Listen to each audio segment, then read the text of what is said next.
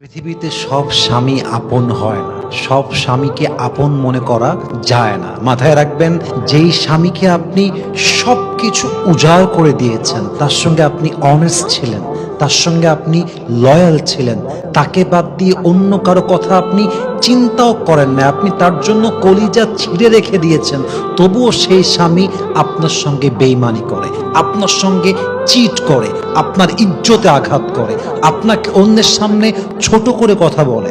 মাথায় রাখবেন, যেই স্বামীকে সবকিছু উজাড় করে দেওয়ার পরেও স্বামী থাকতে চায় না, স্বামী বেইমানি করে, সেই স্বামী কখনো বেস্ট হাজব্যান্ড হতেই পারে না। ঠিক কিনা বলেন?